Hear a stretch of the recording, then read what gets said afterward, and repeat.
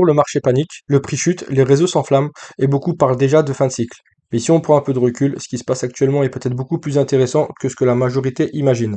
Et dans cette vidéo, on va oublier le bruit, on va regarder les niveaux clés, la liquidité et surtout ce que ce type de mouvement a historiquement annoncé. Pas pour prédire le marché, mais pour comprendre si cette correction cache quelque chose de bien plus important pour la suite. Donc tout d'abord, on va regarder dans une grosse unité de temps où en est le Bitcoin, car tout ce qui est crypto-monnaie, Bitcoin, Ethereum, il faut toujours regarder en weekly ou en monthly, afin de voir les vraies tendances de marché et les vrais niveaux clés. Donc là, je vous ai mis le graphique en weekly. Donc tout d'abord, on peut voir rapidement que l'order flow est haussier. Donc l'order flow, ça correspond en fait au biais de l'actif. Donc là, on a bien un order flow bullish. Pourquoi? Parce que si on peut regarder en 2017, on a eu un plus haut, un plus bas, de plus en plus haut, encore un plus haut, de plus en plus haut, un retracement, un plus bas, et là, on est actuellement sur un plus haut. On peut voir actuellement que le marché est haussier et qu'il n'y a pas raison de s'inquiéter étant donné que chaque retracement, tant que la structure pardon, est haussière, chaque retracement doit amener à de la continuation. Donc ça, c'est la première des choses. Donc bull market, bear market, pour moi, ne veut pas dire grand-chose, étant donné que le marché ne veut pas monter d'un trait au ciel, il ne va pas monter à 200 000, 300 000, 400 000 d'un coup, et il ne va pas corriger à zéro. Et, le marché accumule de l'énergie, de la force, il fait une impulsion, il corrige, il distribue, il retrace, il fait une impulsion, il corrige, et ainsi de suite. Et c'est comme ça que le biais d'un actif se fait et que l'order flow se fait. Donc on peut voir par exemple qu'en 2020, on avait eu un gros mouvement, bon, c'était pendant la période Covid. Donc là, on peut regarder, on a eu un mouvement énorme autour de 2100%, ce qui a engendré ensuite la cassure de cette structure-ci. Ici, on avait une structure, ici, le bloc, on l'a cassé, et on peut voir qu'ensuite, ici, le marché a fait une distribution, ce qui a engendré un retracement, donc une opportunité d'acheter, et on est revenu dans la structure, et on est reparti. Mouvement normal. Ensuite, sur ce mouvement, donc qui a démarré en 2023, on a eu pareil, une impulsion de 720%, donc ce qui est énorme, alors que le marché, sur le reste des cryptos était plutôt bearish, mais le Bitcoin a fait un très gros rallye haussier, mais on peut voir que ce mouvement n'a pas corrigé. On a eu des petites tentatives comme ça, mais on n'a pas eu de gros mouvements comme ça, un gros mouvement correctif. Si on peut voir ici sur ce mouvement, que le marché a corrigé de 77,81%. Ça, c'est une vraie correction. On part du principe que lorsqu'on corrige entre 50 et 75% en moyenne, on est dans une vraie correction de marché qui peut aboutir ensuite au démarrage d'une nouvelle structure et d'un retournement. Si on regarde ce mouvement-ci, donc c'était en 2017 avec un poids bas en 2018, ça dure à peu près un an, on a eu une correction de 83%. Et pourtant, c'était ici qu'on avait les meilleures opportunités. Donc c'est lorsqu'on a des grosses corrections qu'on a des opportunités. On n'achète pas les tops. Quand on était ici, il faut vendre. Ici, quand on a une cause distribution, on est sur des tops, il faut vendre. Sauf que la problématique, pardon, qui se pose, c'est que les gens attendent le FOMO, attendent que tout soit bullish, qu'il y ait des plus 20, plus 30, plus 40, plus 50% pour acheter. Non, on doit toujours acheter lorsque ça corrige, car c'est là qu'on paye le moins cher. C'est dans la panique qu'on fait des bonnes affaires. Si on regarde historiquement, à chaque fois qu'on a eu des grosses corrections, c'était une opportunité.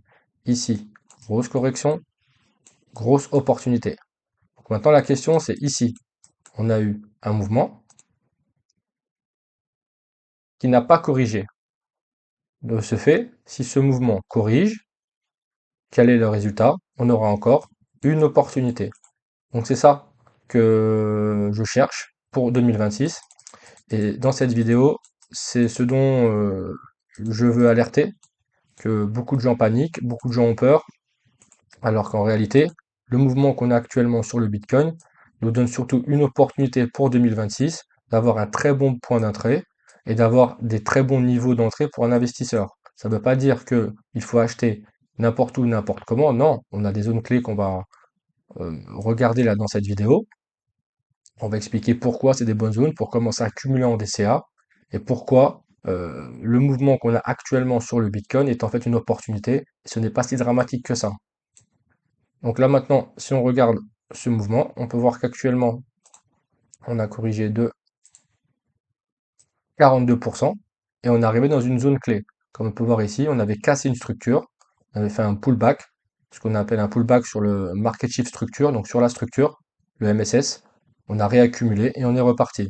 Ici, on peut voir qu'on a une tentative, on a eu un break de cette structure, donc c'était sur le high de 2021, on l'a travaillé et on a cassé, mais on n'a jamais eu de réintégration minimum de la structure, donc pour le pullback sur le market shift, car il y a deux solutions. Soit on a une petite réintégration, comme ici, on revient seulement à la structure et on repart, soit on a une grosse réintégration, ça veut dire qu'on corrige tout ce mouvement.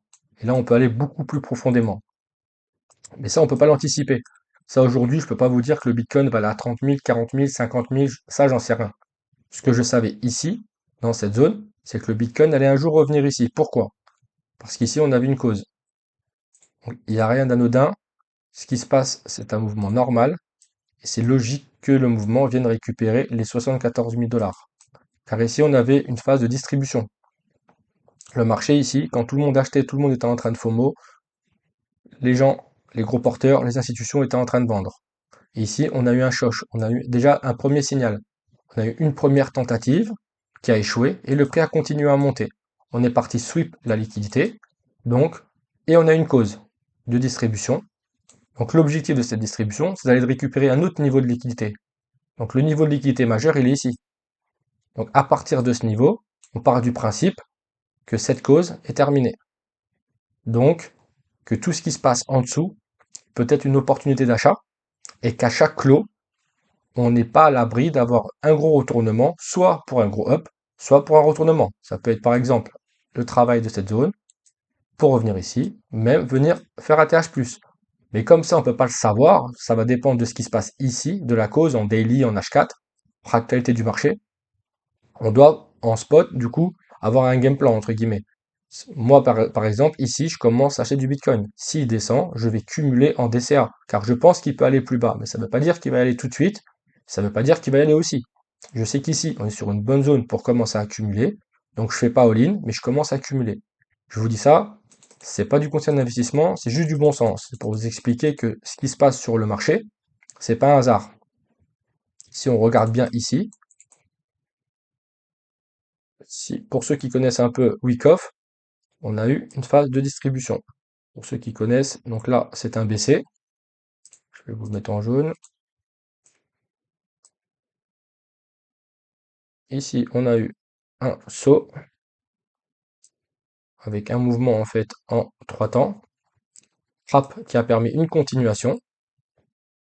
Ici, on a eu un UA. Ici, on a eu un UT. Et ici, on a eu le sweep final, un UTAD. Donc là, on a bien une phase de distribution. Et lorsque cette distribution est finie, donc en fait, les gens ont acheté ici, de plus en plus haut, ils ont acheté entre guillemets le FOMO, mais les gros porteurs ici en ont profité pour liquider. Et tous ces mouvements-là, c'est des mouvements qui sont normaux, car les institutions ne peuvent pas vendre en une seule fois. Il leur faut du temps, car ils doivent sortir des centaines de millions ou des milliards, et tout ça, ça prend du temps. Donc après, tout ça, c'est algorithmé, c'est des cycles qui sont normaux. D'ailleurs, ici, là, ça a commencé au mois de mai, on va dire que ça a fini à peu près au mois de novembre, donc ça prend plusieurs mois. Et ça avait même commencé ici, si vraiment on prend le début de la cause, elle a commencé en novembre 2024, donc il a fallu quasi un an juste pour vendre ce niveau, inciter les gens à acheter, et les gros porteurs étaient en train de vendre. Donc c'est comme ça que les gens se sont fait avoir. Le premier objectif, lorsqu'on est en distribution, c'est déjà d'aller récupérer le lot de liquidité, qui est les 98 200. On peut voir qu'on est venu les chasser en novembre 2025. Ici, il y avait pas mal d'inefficience et de déséquilibre et une petite zone de demande à refermer. Donc c'est ce qui a causé ce mouvement-là, un mouvement de rachat auto. Mais ici, ce n'est pas une correction, c'est juste une incitation. On a incité les gens ici à buy, buy, buy. On a créé une grosse zone de QL, de support. Les gens ont buy beaucoup en pensant qu'ici, on allait partir to the moon, mais non. On a incité, on a fait un faux mouvement haussier avec un faux break et on est venu le déclencher. On a pris beaucoup de force, ce qui a permis aussi de récupérer cette grosse liquidité des 74 500 où il y avait énormément de stop loss qui s'accumulaient. Donc, on part du principe que cette cause est finie, sauf que maintenant, il peut se passer beaucoup de choses. Tout d'abord, ici, on peut voir qu'on a des zones qui ne sont pas refermées et que ce mouvement-là n'a pas corrigé tout ce mouvement ici. C'est pour ça que j'attire votre attention sur ce qui peut se passer dans un avenir proche, car je sais que beaucoup de gens ici et short encore les 74 000 en pensant que le Bitcoin va aller peut-être à 20 000, à 10 000 ou je ne sais pas. Mais l'erreur qui peut se passer, c'est que si ce mouvement corrige, on va prendre tout le monde à contre-pied. Car on peut, si on prend un Fibonacci par exemple, on va regarder, hop, on peut voir que ce mouvement-là a même pas corrigé en premium. Donc là, on a le 0, 50%, 61,8. On peut rajouter 70%, on va mettre 75%, 0,75. On va mettre le 0,25.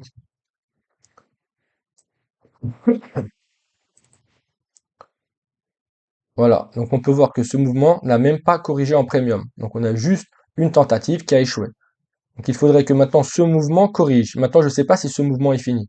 Là, il va falloir regarder en H4, en H1, fractal, ici qu'on a un retournement déjà pour une potentielle réintégration de ce niveau et voir une réintégration de ce niveau. Car si ce mouvement corrige, qu'il soit fini ou pas, par exemple, si ce mouvement finit dans cette zone, il faut s'attendre à ce que le marché remonte ici. Pourquoi? Parce que, comme je vous ai expliqué tout à l'heure, le marché, il monte pas d'un coup. Il fait des impulsions, retracement, impulsion, retracement, impulsion, retracement. Donc si on part du principe que là, on a une inversion de tendance à court terme, étant donné qu'on a pris deux lots majeurs, qu'il est possible qu'à court terme, on rentre dans une dynamique baissière. Mais ça ne veut pas dire qu'on va rentrer dans une dynamique baissière, que le Bitcoin va aller à 13 000. Non, ça veut dire juste qu'on est dans une grosse cause, daily, weekly, monthly, et qu'on rentre peut-être dans plusieurs mois de correction. Mais pour ce faire, encore une fois, c'est le même principe. Lorsque le prix baisse que lorsque le prix monte, il ne va pas le faire d'un trait. Il ne va pas passer de 126 000, je dis par exemple 50 000 d'un trait, ou à 20 000, 30 000 d'un trait. Non, il va falloir qu'on crée de la liquidité et qu'on fasse des impulsions et des retracements. Donc je pense, moi, personnellement, que ce mouvement est peut-être pas fini, et que lorsqu'il sera fini, le risque, c'est de retourner ici. Parce que si on prend un Fibo, on reprend un Fibo, oh non, on l'avait déjà pris, 50%, ça donne dans les 103 000 $. Donc je pense que le Bitcoin peut prendre tout le monde à contre-pied suite à cette prise d'argent, car cette prise d'argent a engendré beaucoup de panique étant donné que c'était une structure haussière qui a été entre guillemets cassée à court terme, et beaucoup de gens sont devenus bires suite à ce mouvement. Alors que personnellement, je pense que c'est justement une opportunité d'acheter, de cumuler, surtout en spot, hein. Je ne parle pas de levier, le trading c'est encore autre chose, ça demande beaucoup plus d'aptitude et il faut regarder beaucoup plus de choses en high ou en low time frame. Mais je pense surtout qu'ici, on a des opportunités d'achat. Tant qu'on reste dans cette zone, c'est très bien pour acheter, soit chercher le gros up, donc ATH+, la continuation, soit chercher un gros retracement.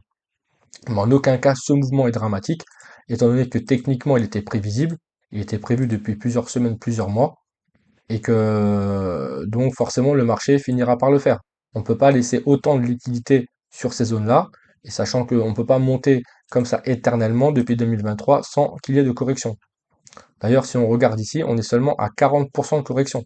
Si on fait la moyenne de ce qui s'est passé les dernières années, on était entre 70 et 90% de correction. Je vais vous faire montrer un peu ce que ça peut donner. Je vais me remettre en weekly. Si on corrige à 70 ou 90%, regardez déjà à 58%, on a 51 000 $. Donc on est très très loin du compte, on est très très loin d'une vraie correction. Ici on arrive à 70%, on arrive ici. Et à 80%, on est déjà à 24 000 $. Et honnêtement, je ne sais pas si le Bitcoin va aller à 80 000 $.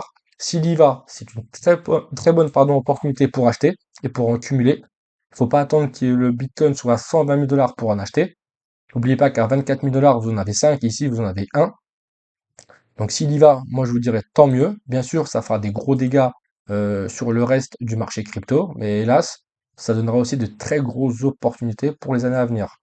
Maintenant, je pense que cette zone est une zone clé, car ici on a une grosse zone de demande, on a eu beaucoup d'échanges avant la fracture réelle de l'ATH de 2021.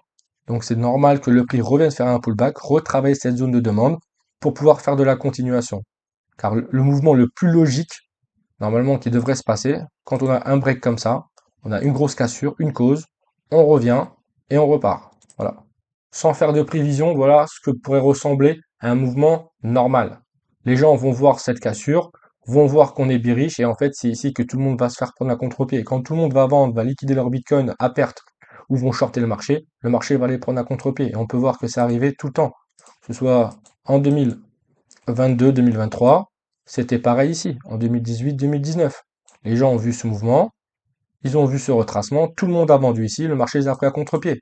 Ici, on a eu une distribution totale, ici on avait une cause, l'effet de la cause, ici les gens ont paniqué, ils se sont dit ça y est, Bitcoin 3000, 6000, 4000, 2000, Bitcoin il est mort.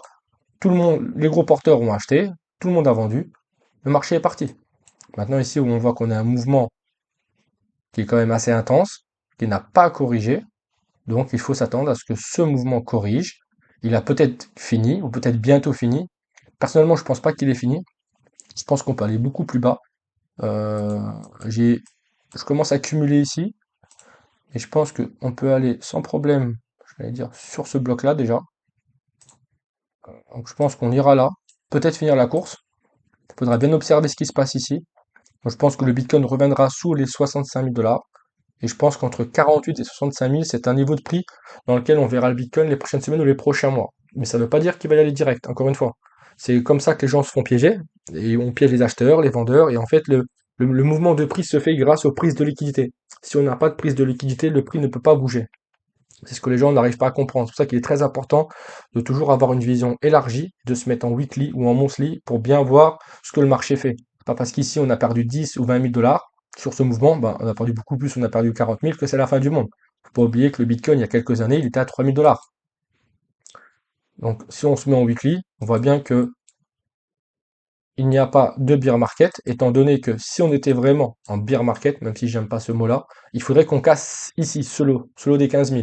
Et honnêtement, je pense pas que ce mouvement va casser les 15 000.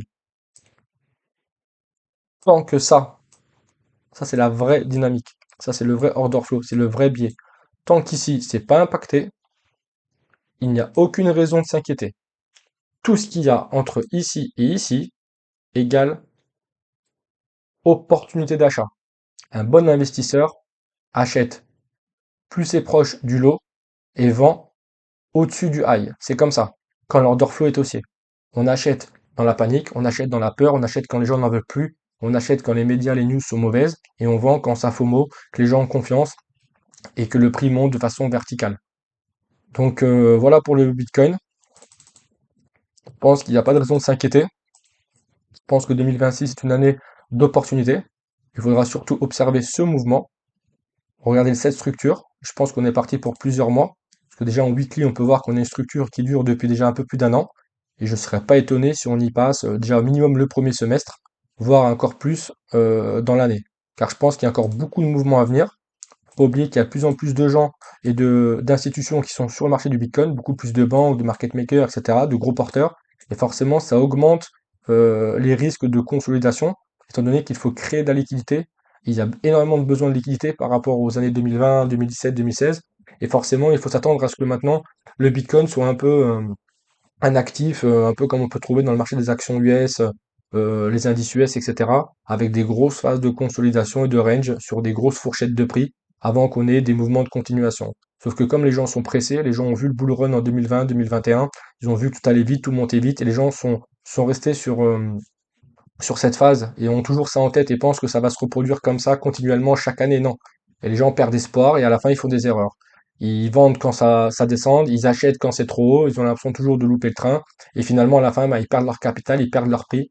Et voilà, c'est s'il n'y a pas de patience sur les marchés, je sais que c'est très long, mais je pense qu'on est proche de quelque chose de très grand, mais il va falloir avoir les nerfs solides, pas se faire berner, pas se faire piéger par le marché, car on a quand même des opportunités à court ou moyen terme.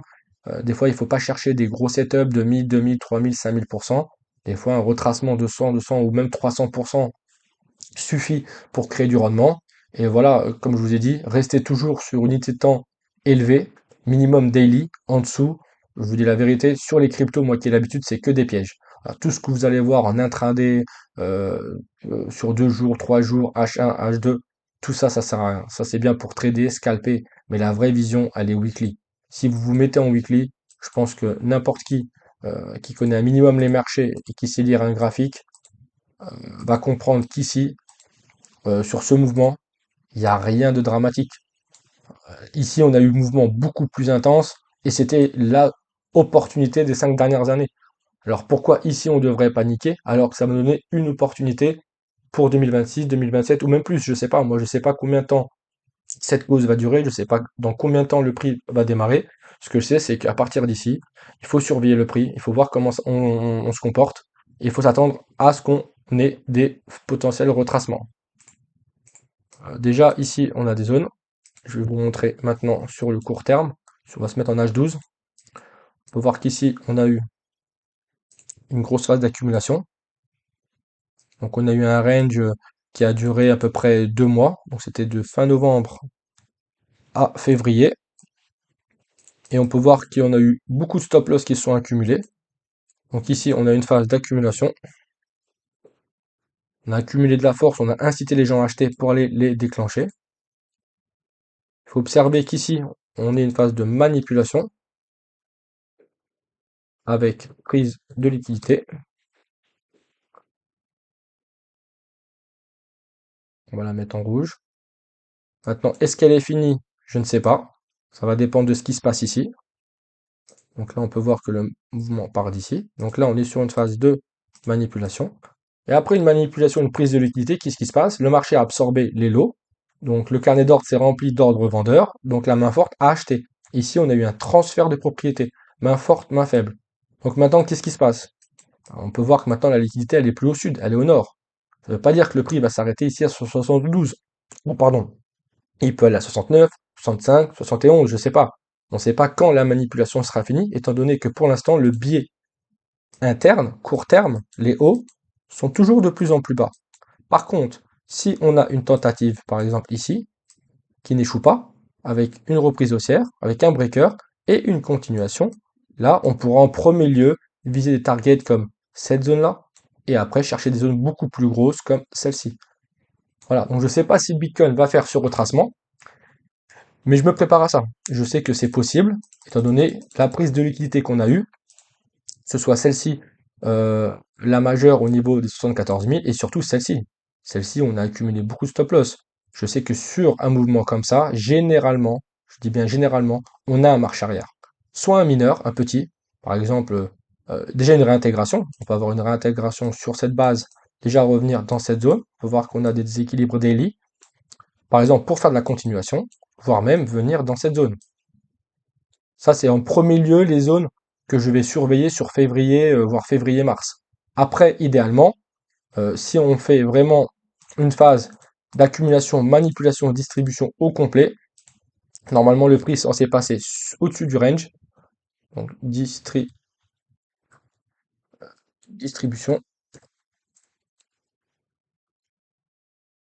Et normalement le prix est censé revenir ici. Si on veut faire les choses bien, il faut que tout ce mouvement corrige, comme je l'ai expliqué tout à l'heure. Si on prend le Fibo 50%, ça nous donne une zone minimum de distribution ici. Donc si le marché veut piéger tout le monde, déjà ici, on a piégé tous les acheteurs avec ce faux départ. Ici, on a récupéré tous les lots des acheteurs. Donc maintenant, on a énormément de vendeurs sur le marché qui s'accumulent. On peut voir ici que pour l'instant, les vendeurs ne sont pas inquiétés. Ils vendent, ils vendent, ils vendent, ils vendent, ils vendent. Donc l'open interest ne cesse d'augmenter. On peut voir que les fundings sont négatifs, que beaucoup de gens shortent sur le marché.